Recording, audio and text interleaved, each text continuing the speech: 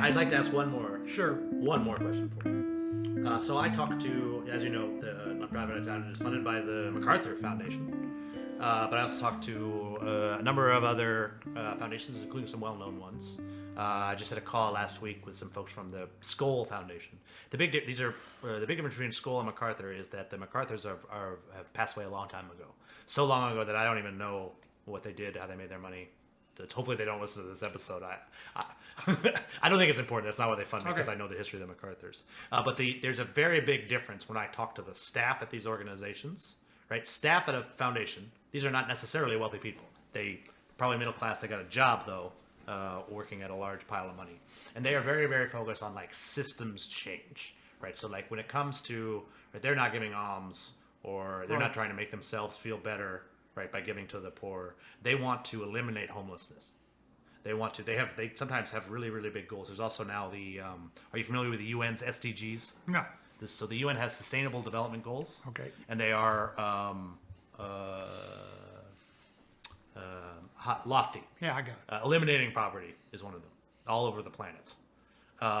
It's a stated goal of the United Nations, and 193 countries have signed on to it. Right. So you've got these professional philanthropists right out there who are very, very in the weeds on data. Right. And they're like looking into things like AI and stuff to make them really, really effective systems change makers, identifying the best proposals, new innovations, right, collaboration and stuff to like actually. Is there a question here? Yeah, solve problems, right? But you have larger, well-known big philanthropists that don't necessarily want to put that time in, the work of philanthropy in, and they're still making decisions the way basically that Sage did, and right, they're getting too many letters, not reading them all, that sort of thing. Given all you know about history, right? Do you believe folks should hire professionals to give their money away, or is that a personal decision that donors should make? I mean, that's a really good question. Thank you. No, and forgive me for the lengthy intro. Yeah, you do. You do lengthy intros. It slips my mind right now. The book, Adnan. Anand Giradis, Winner Take All. Right. I mean, I think that's a really good. You've read? Yeah, that's a really good examination, I think, of these questions, and that is, should we take all of this new wealth? It's mind-boggling. I mean, if you think about the Gates Foundation, you think about some. I mean, they need to be dealt with. They need to be thought about. They're having an impact. And Bill Gates clearly has and his wife have ability to be unbelievably influential. Including, they have some of the best professional philanthropists in the world working at the foundation, well, who can be very quickly overruled by Melinda Gates. Well, who is not. Yeah, Didn't go to school with I us. understand that, but then I think most Americans would think it's his money, and it's Warren Buffett's money eventually. Well, actually, it's not, because they've given it to a foundation and it belongs to the government. Well, I know, but as established.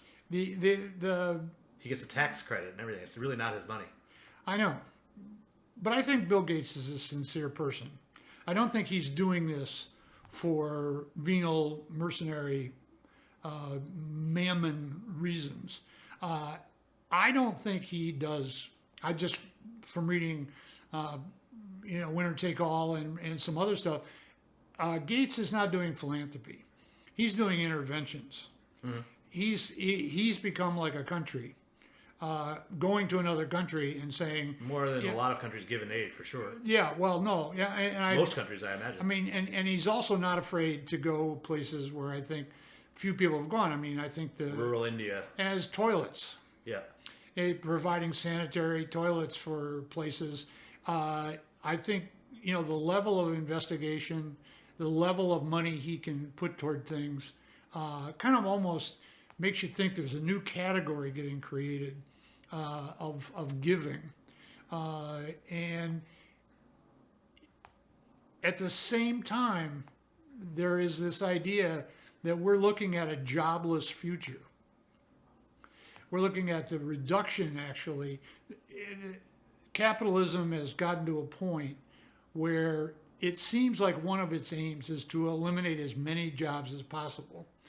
And the idea there would be money assembled in the hands of the Gates Foundation and others, and we would be confronting a growing number of people who will not have a permanent employment, will be employed marginally throughout their lifetime.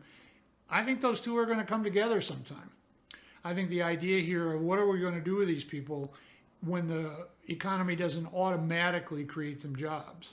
I believe Gates will probably turn toward a jobless future as a problem and use some of this money to try to deal with it. But that's about it. Thank you very much for your time. That was an hour of philanthropy history conversation with Professor Richard James Moss, Colby College Emeritus, Michigan State University PhD. Thank you very much. Again, I'm Dave Moss with the Open Door Philanthropy Podcast. Thank you for listening. Good luck with your giving and with your fundraising.